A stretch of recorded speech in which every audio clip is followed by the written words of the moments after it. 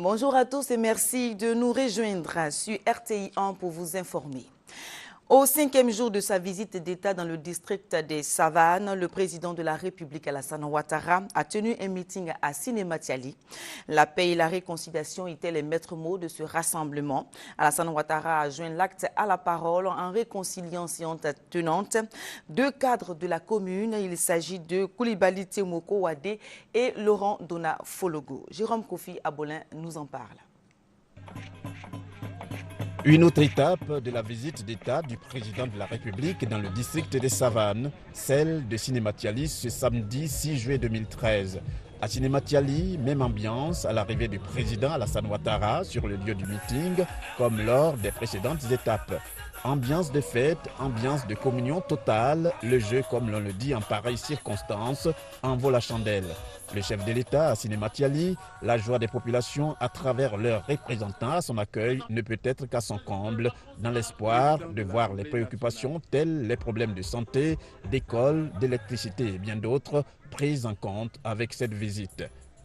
Tenant à Sinématiali, à l'instar des autres régions de la Côte d'Ivoire, le chef de l'État a encore insisté dans un premier temps sur la réconciliation, tout en interpellant deux hauts cadres de la localité, dont l'ancien président du Conseil économique et social a servi d'exemple. Sinématiali a une place spéciale dans notre cœur à Dominique et moi-même. Cela étant dit, je reviens sur la nécessité pour les cadres de Sinématiali de se réconcilier.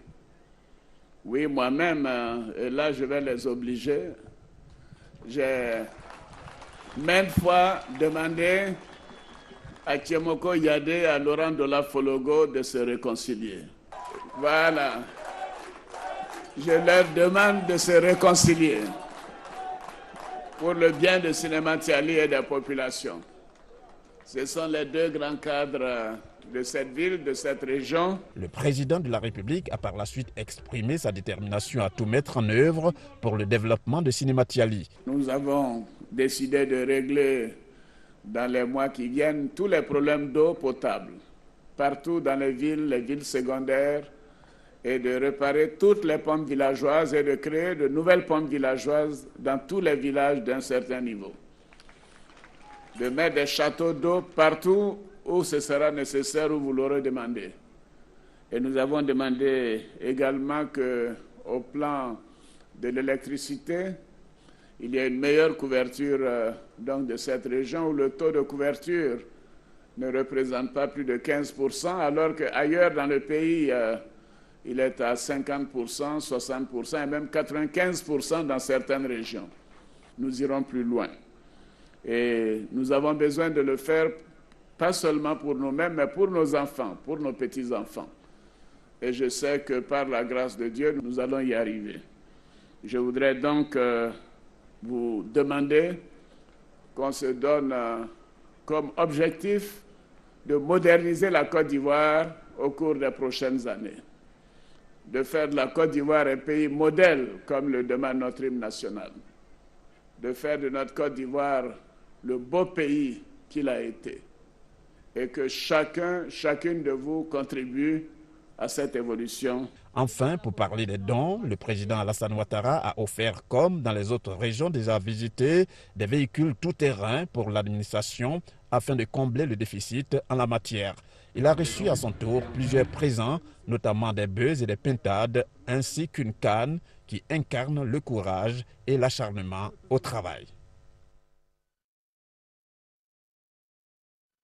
Rendu au quartier Soba, il s'est incliné successivement sur les tombes de feu Pélé Foro Soro, chef charismatique qui a régné pendant 40 ans dans la localité, et de feu Gon Koulibaly, père d'Amadou Gon Koulibaly.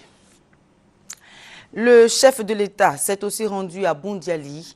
Ils étaient des dizaines de milliers à réserver au président un accueil chaleureux, ambiance de fête, honneur militaire. Les populations ont exprimé leur joie patiente qu'elles étaient de recevoir le président Alassane Ouattara. Réjouissances populaires et des danses traditionnelles ont marqué ces instants.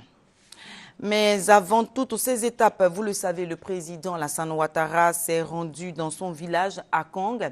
Retour donc sur cette étape pendant laquelle le président de la République a procédé à la pose de la première pierre de la Cité des Cadres, une opération immobilière de 150 villas. Reportage Michel Digré. Dans un an, l'entrée de la ville de Kong aura un nouveau visage. Sur ce site, en bordure de route, sera bâtie une cité de 150 logements pour les cadres. Une opération immobilière qui traduit la volonté du président de la République de permettre à la majorité des Ivoiriens d'accéder à un toit à moindre coût. C'est la cité des cadres de Kong qui va comporter des logements de 3 catégories de prix abordables, 5 millions environ, monsieur le directeur général, je crois, 10 millions et 15 millions. Je les encourage à en faire de même un peu partout. Il faut que la Côte d'Ivoire ait très rapidement les logements sociaux dans toutes les communes pour que les cadres puissent avoir des lieux adaptés de logement quand ils rentrent chez eux. Pour la direction générale de la SICOGI, maître d'œuvre de l'opération, toutes les dispositions sont prises pour étendre l'opération sur le territoire national. Dans 2 semaines, nous irons dans la région de la Nava, à Soubré exactement, pour lancer un programme de 800 logements. Il y a Koli Dabo, à Soubré, à Meagui et à Okroyo. Et ensuite, nous sommes en train de livrer 300 logements à San Pedro. Et au mois de septembre, nous commençons à bon coup. Donc, c'est un vaste programme, nous y sommes. Le maire de Kong invite les cadres à souscrire à cette opération immobilière. Nous avons un manque de logement et nous pensons qu'une telle opération sera de nature à permettre à des personnes qui, aussi bien des originaires de Kong que d'autres personnes de passage à Kong, de pouvoir, surtout je pense beaucoup plus aux fonctionnaires, de pouvoir se loger beaucoup plus aisément. Et je pense que c'est une très très bonne chose pour nous. Pour résoudre le problème de déficit de logement en Côte d'Ivoire qui s'élève à 400 000, le gouvernement veut produire 60 000 logements d'ici à 2015, soit 50 000 à Abidjan et 10 000 à l'intérieur du pays. Restons à Kong et intéressons-nous aux activités de la première dame Dominique Ouattara dans la région. Elle a fait des dons aux femmes de Kong. Jean-Jacques Kwame Ala nous en parle. Partout où elle est passée en marge de la visite d'État du président Alassane Ouattara dans le district des Savanes, la première dame Dominique Ouattara a fait parler son cœur. Ce vendredi, ce sont les populations du département de Kong qui ont été comblées. Il s'agit des femmes dont la première dame Dominique Ouattara accorde une place de choix à leur autonomie. Aux coopératives et groupements des femmes, la première dame a remis des décortiqueuses, broyeuses et motopompes. Outre les femmes, les secteurs entre autres de la santé, du social et de l'éducation n'ont pas été oubliés. Kits scolaires, produits agricoles, machines à coudre, lits d'hospitalisation et tables d'accouchement pour ne citer que cela. Valeur du don, 119 millions de francs CFA. Ce geste de la première dame a été salué par les différents porte-parole des bénéficiaires. Nous remercions Maman Dominique Ouattara pour tous les dons qu'elle vient de faire à notre collège et nous la promettons que nous ne la décevrons jamais. Nous serons toujours parmi les meilleurs élèves de la Côte d'Ivoire. C'est un réel plaisir pour nous d'avoir reçu ces dons-là. Ils vont permettre de pouvoir bien prendre en charge les femmes et aussi toute la population. La première dame, qui n'a pas caché sa joie d'être aux côtés de ses parents de Kong, les a rassurés de son appui pour leur bien-être.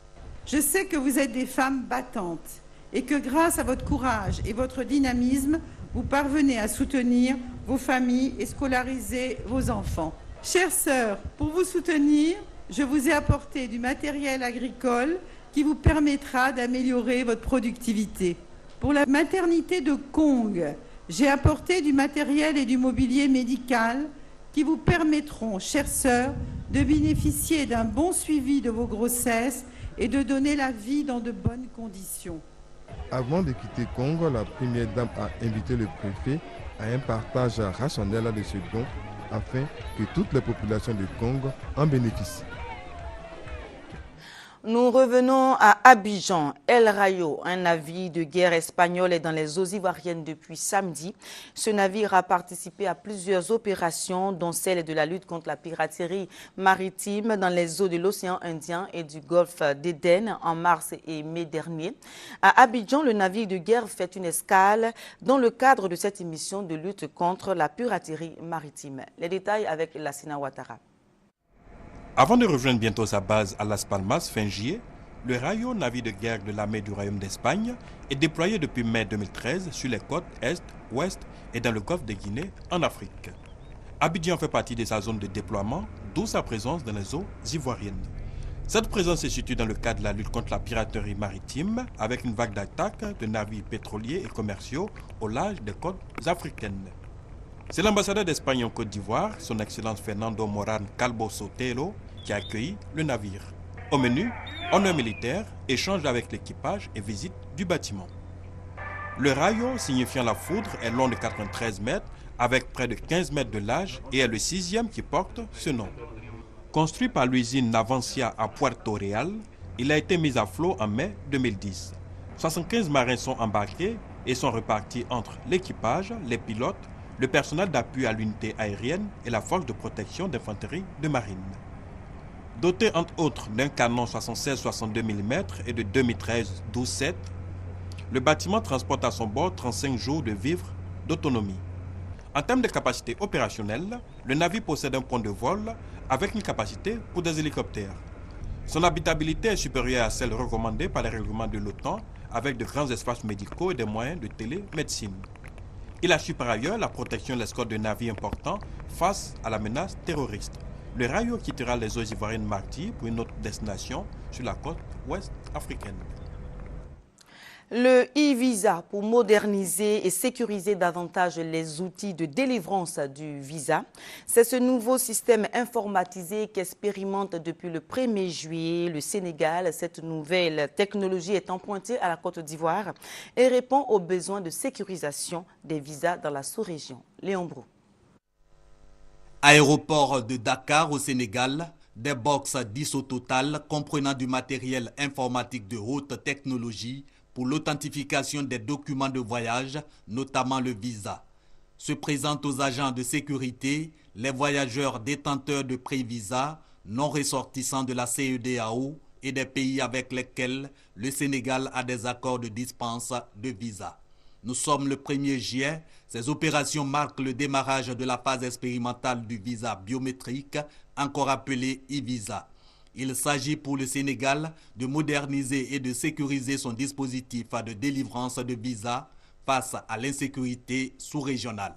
Opérateur technique du e-visa sénégalais, une structure ivoirienne. Le visa ne sera ni un obstacle, mais mieux, le visa accompagnera les visiteurs, mais le visa permettra aussi au Sénégal d'avoir une traçabilité de tous ceux qui ont accès au Sénégal. C'est vrai que l'économie touristique représente 20 à 25%, mais l'économie touristique n'a pas de valeur s'il n'y a pas de paix et de sécurité. Sur le fonctionnement, l'opérateur explique que le e-visa permet aux voyageurs d'obtenir un pré-visa sans déplacement à partir d'Internet où il se fait pré-enrôler et paie ses frais de visa. Et d'ajouter que le dispositif relie déjà le Sénégal à ses partenaires touristiques, l'opérateur ivoirien achève de convaincre les autorités sénégalaises pour qui le e-visa est un moyen de surveillance du territoire. Dans le reste de l'actualité, en bref, au Mali, 24 heures après la levée de l'état d'urgence, la campagne électorale est officiellement ouverte depuis minuit. Une campagne compliquée alors que le Mali est loin d'être sécurisé. La situation à Kidal, pas encore stabilisée. Le premier tour des élections présidentielles est pourtant fixé toujours au 28 juillet prochain. Et puis en bref, aux États-Unis, un Boeing 777 de la compagnie sud-coréenne Asiana Airlines en provenance de Séoul a raté son atterrissage à l'aéroport de San Francisco ce samedi. L'avion a heurté la piste et s'est enflammé. Bilan du crash, 2 morts et 130 blessés. Et puis cette information triste, la direction générale de la radio-diffusion-télévision ivoirienne a le regret de vous annoncer le décès de Juliette Anzian, animatrice de programme, chef du service production de Fréquence 2, décès survenu ce samedi 6 juillet. Et mesdames et messieurs, c'est la fin de ce journal. Merci de l'avoir suivi. Restez avec nous. L'info continue sur rti.ci.